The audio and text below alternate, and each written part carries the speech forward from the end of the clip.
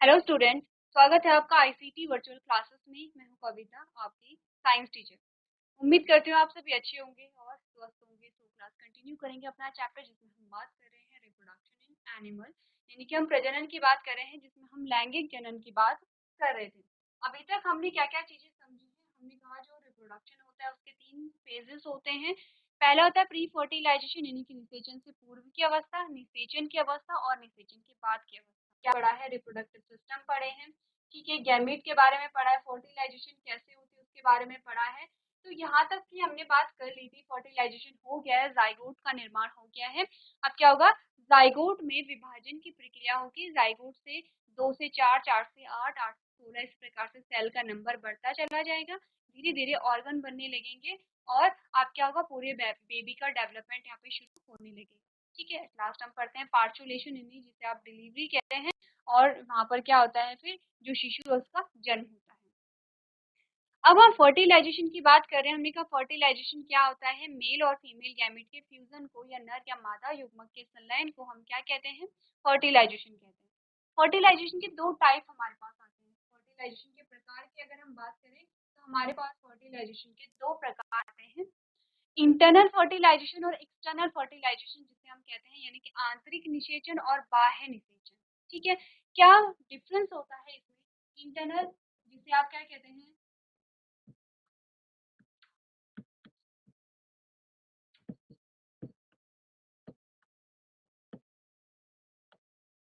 आंतरिक निषेचन। और एक्सटर्नल फर्टिलाइजेशन को आप क्या कहते हैं? बाह्य निषेचन।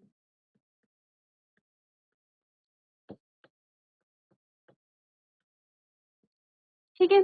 अब जैसे नाम से हमें कुछ ऐसा पता चल रहा है कि यहाँ अंदर और बाहर की कुछ बात की जा रही है, यानी कि एक ऐसा निषेचन होगा कि जो बॉडी के अंदर हो रहा है और एक ऐसा निषेचन है जो बॉडी से बाहर भी होता है। ठीक है।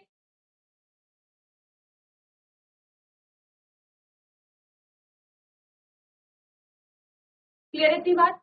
अब हमने कहा कि यहाँ पर जो इंटरनल फर्टिलाइजेशन है वो आपको बताता है कि जो बॉडी के अंदर फर्टिलाइजेशन हो रहा है। बॉडी के अंदर कहाँ? हमने कहा फीमेल रिप्रोडक्टिव सिस्टम में। फीमेल रिप्रोडक्टिव सिस्टम की किस पार्ट में? हमने कहा फैलोपियन ट्यूब में। हमने कहा फैलोपियन ट्यूब की किस पार्ट में? आपने कहा एम्प्यूला वाले रीजन में होता है। तो ये सारी चीजें आपको ध्यान रखनी है। अब आंतरिक निषेचन को आप समझते हैं, अभी तक आप पढ़ते चले जा रहे हैं। आपने कहा फीमेल बॉडी के अंदर फर्टिलाइजेशन की प्रोसेस हो रही है, फर्टिलाइजेशन में क्या हो रहा है वो भी हमने देखा। बाह्य निषेचन की अगर हम बात करें तो हमने कहा कि यहाँ पर जो युग्मक का संलयन होता है,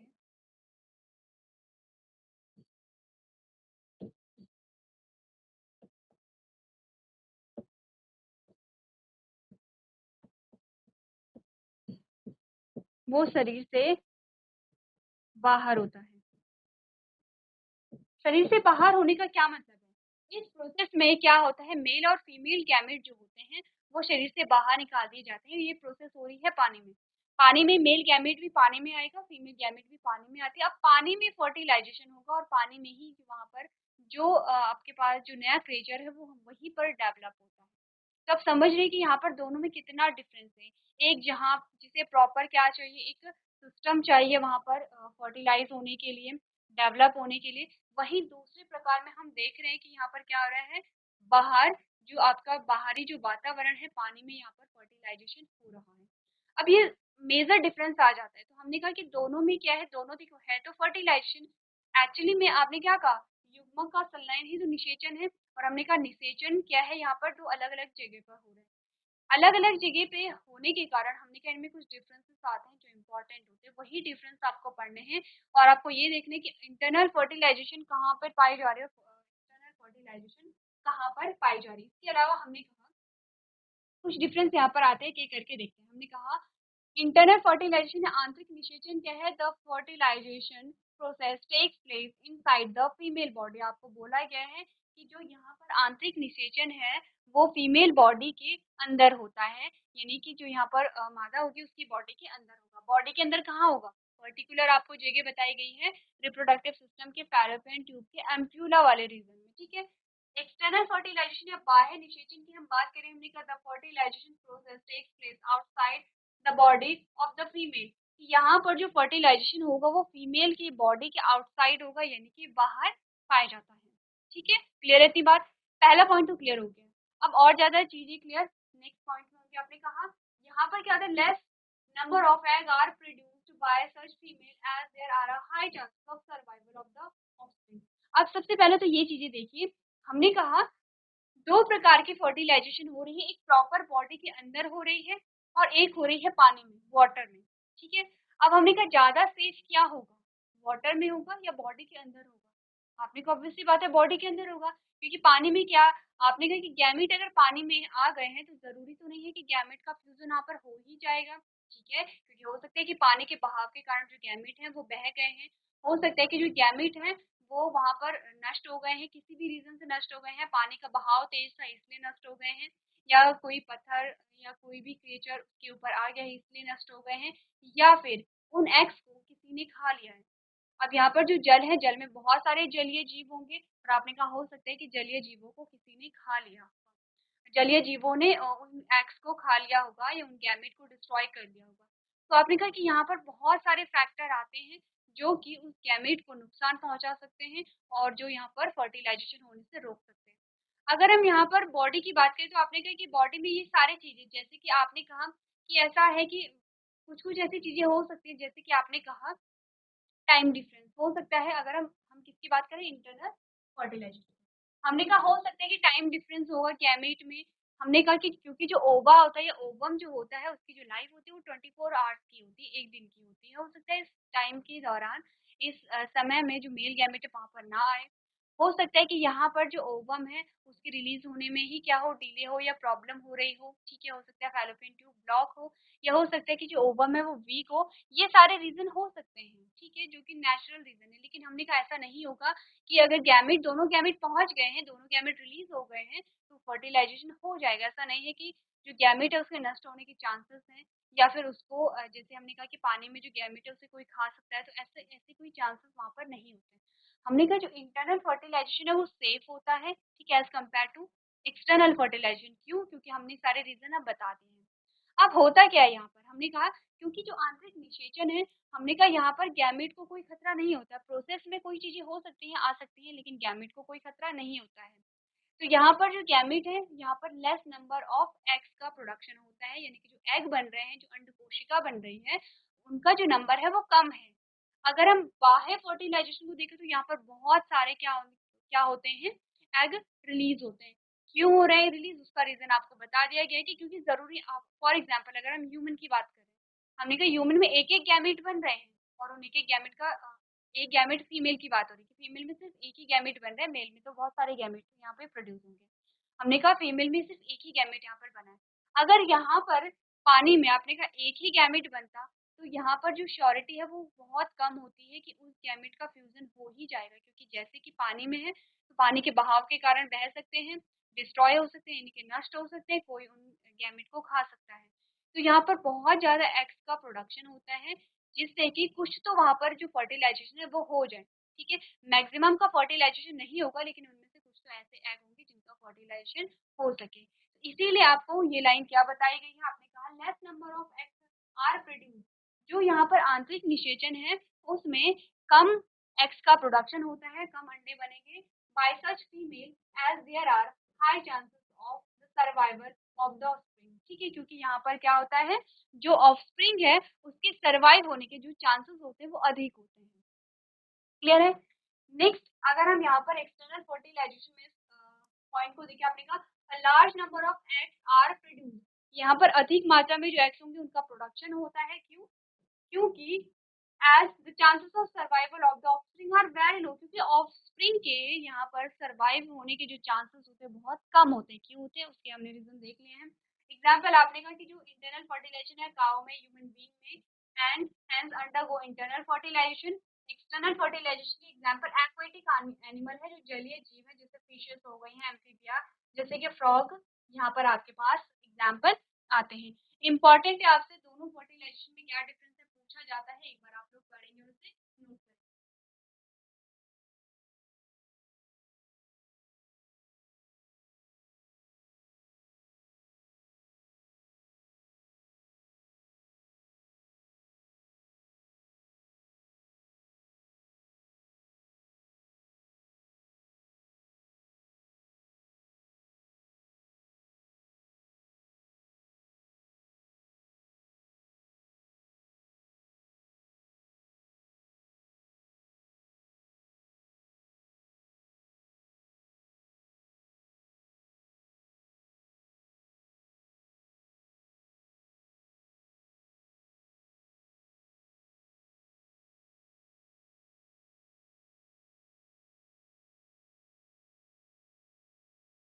चलिए, तो नेक्स्ट हमारे पास जो टॉपिक आता है उसमें हम बात करेंगे external fertilization in frog and toad.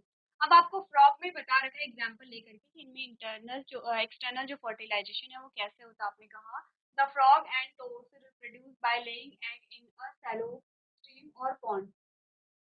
कि जो यहाँ पर फ्रॉग होते हैं वो क्या करते हैं, अपने जो एग्स हुए हैं उन्हें क्या करेंगे, पॉन्ड या तालाब में क्या करेंगे, रिलीज करेंगे। ठीक है। सेकेंड हमने कहा द फीमेल फ्रॉग फर्स्ट ले 100 of eggs together in the water. आपने कहा कि एक साथ जो फीमेल होती है वो यहाँ पर कितने 100 of eggs को क्या करेगी, यहाँ पे रिलीज करेगी। इनके बहुत सारे एग का प्रोडक्शन यहाँ पर होता है।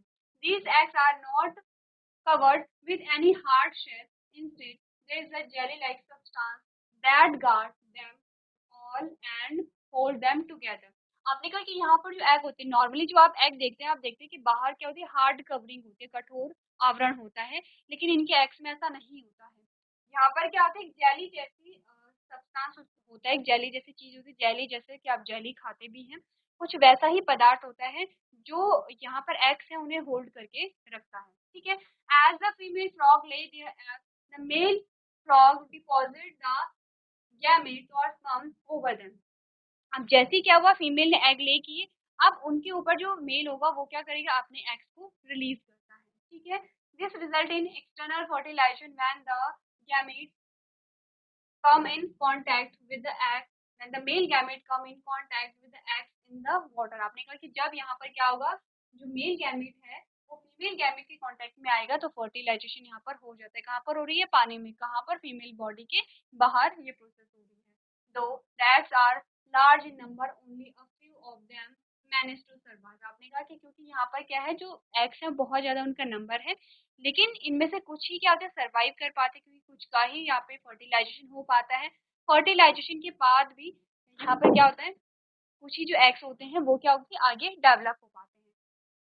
There are several factors which may hinder the fertilization process such as exposing to water movement। आपने कहा यहाँ पर बहुत सारे क्या होते हैं, ऐसे फैक्टर, ऐसे कारक होते हैं जो निषेचन की प्रक्रिया को रोक सकते हैं, जैसे कि वाटर मूवमेंट। आपने कहा कि पानी जो बह रहा है हो सकता है कि वो गैमेट को बहा करके ले जाए, या हो सकता है कि उसके बहाव के कारण जो यहाँ पर एग्स है वो नष्ट हो जाए। सेकंड हमने कहा रेनफॉल, जैसे बारिश होती है तो बारिश में भी डिस्टर्बेंस होगा, जैसे कि वेंट्स होती है जैसे हवा चलेगी, एंड अदर एनिमल्स जो कि जो एक्वेटिक एनिमल होंगे जो कि क्या कर सकते हैं, इन एग्स को क्या करेंगे, खा सकते हैं। What are test tube babies. अब हम क्या बात कर रहे हैं यहाँ पर,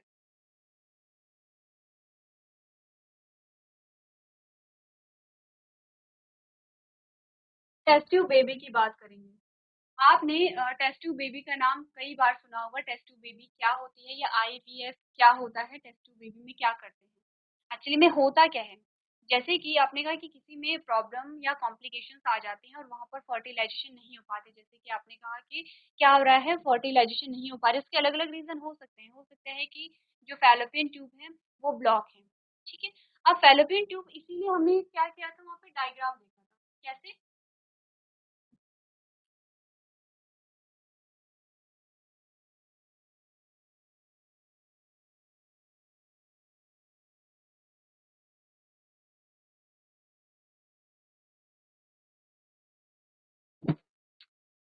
ये क्या है आपका, रिप्रोडक्शन रिप्रोडक्टिव सिस्टम का पार्ट है फीमेल का, जिसमें हमने कहा कि ये तो आपका यूट्रस आ जाता है और ये आपकी पूरी फैलोपियन ट्यूब आ जाती है। अब हमने कहा था,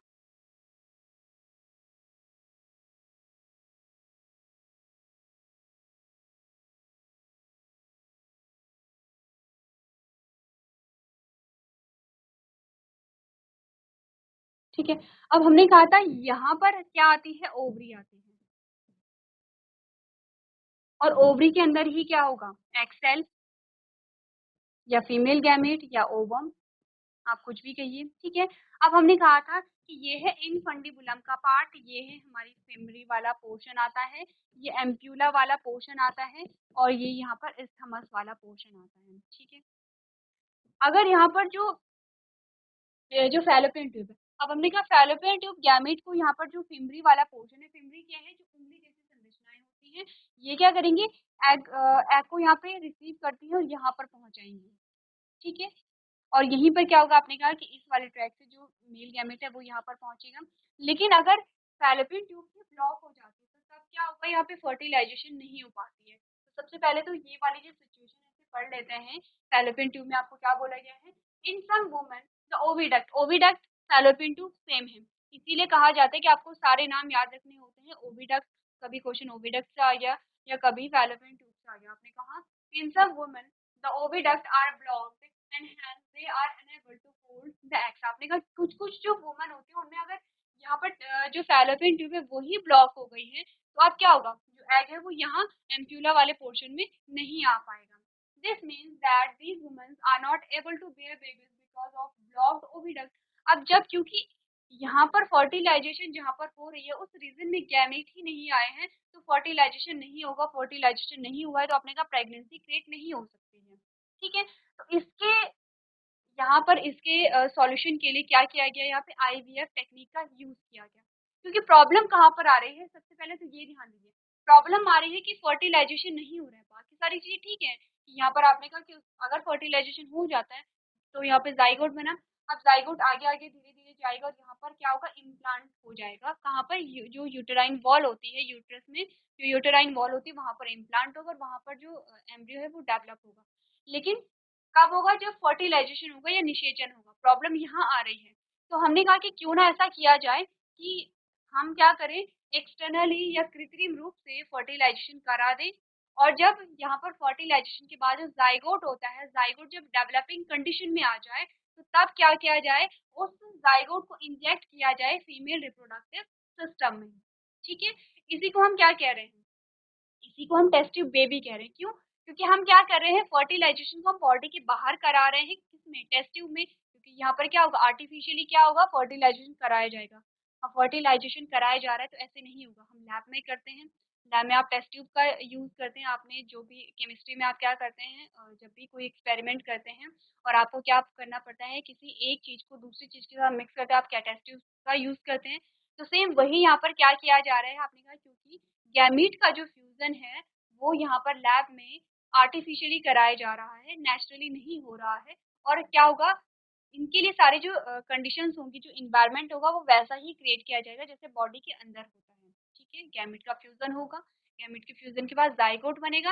अब ऐसा नहीं है कि एकदम से यहाँ पर क्या किया गया, फर्टिलाइजेशन हुई, यानी कि यहाँ पर जब गैमेट फ्यूज हुए तो एकदम से वो जो जाइगोट है उसे क्या किया गया, बॉडी के अंदर इंजेक्ट करा दिया गया। इंजेक्ट एकदम से नहीं कराया जाता है, पहले देखा जाता है कि जो जाइगोट है वो डेवलपमेंट उसमें हो रही है या नहीं हो रही है। क्योंकि अगर डेवलपमेंट ही नहीं हो रही है तो उसको इंजेक्ट कराने का कोई फायदा नहीं है। पहले देखते हैं कि जो जाइगोट है वो डेवलप हुआ या नहीं हुआ। अब ऐसे कैसे पता चलेगा, क्योंकि हमने कहा कि अगर हम बात करते हैं मेल गैमेट की या फीमेल गैमेट की, तो ये क्या है, यहाँ पर सिंगल सेल है। ये दोनों ही क्या है, ये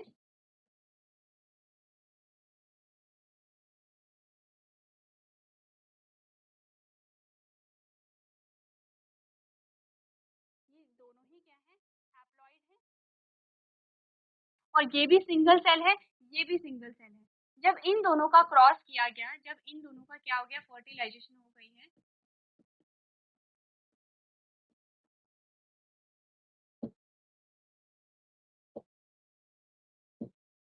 तो हमने कहा यहाँ पे जाइगोट बन गया है।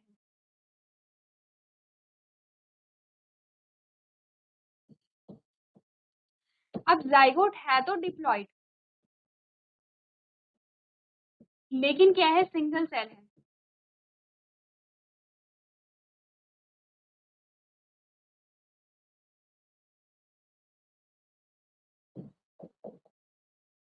लेकिन क्या है, सिंगल सेल है, एक कोशिका है।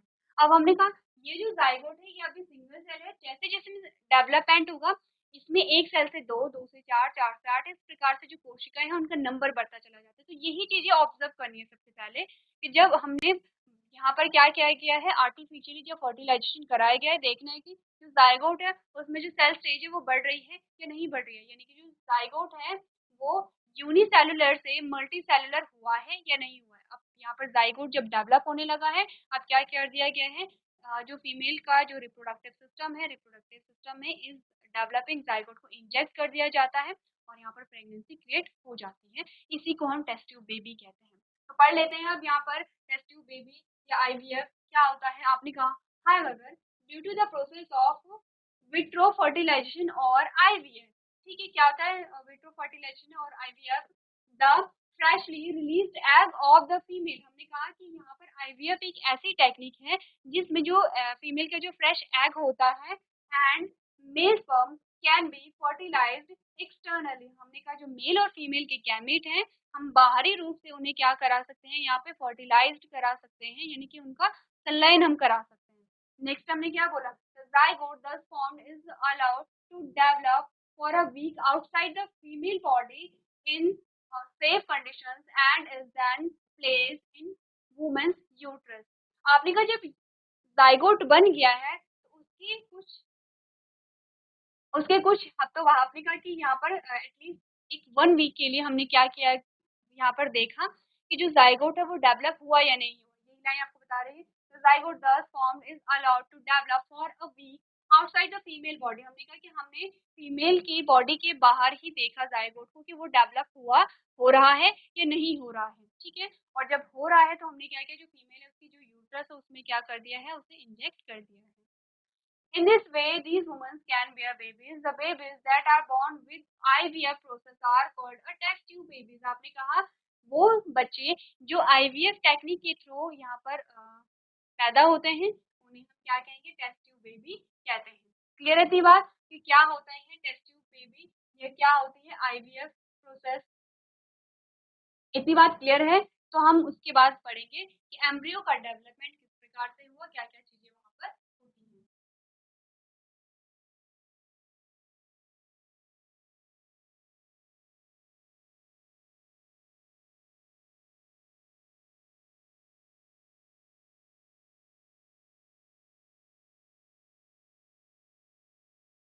चलिए, तो यहाँ पर हमने बात की है इम्पोर्टेंट टॉपिक आपके पास क्या क्या आए हैं, फर्टिलाइजेशन के टाइप्स आपने पढ़े हैं, इंटरनल फर्टिलाइजेशन, एक्सटर्नल फर्टिलाइजेशन क्या होता है ये आपने देखा। आपने देखा फ्रॉग में इन जो एक्सटर्नल फर्टिलाइजेशन है वो किस प्रकार से होता है। नेक्स्ट जो इम्पोर्टेंट आपका टॉपिक आता है वो है test tube baby IVF technique किसे कहते हैं, क्यों ये टेक्निक कराई जाती है, क्या इस टेक्निक में कराया जा रहा है, ये चीजें आपने यहाँ पर देखी है। नेक्स्ट हम बात करेंगे डेवलपमेंट ऑफ द एम्ब्रियो। अब ये बात कहाँ से हमने बात की थी, फर्टिलाइजेशन हो गया है, जाइगोट बन गया है, उसके बाद का टॉपिक ये हमारे पास आता है, ठीक है, कि जो जाइगोट बना है उसमें कैसे कैसे यहाँ पे क्या हुआ, डेवलपमेंट हुआ और कैसे एक एम्ब्रियो का फॉर्मेशन हुआ, एम्ब्रियो से फीटस का फॉर्मेशन होता है और फीटस से फिर आपने कहा कि जो पार्चुलेशन की प्रोसेस होती है, ये चीजें हम यहाँ पर देखेंगे।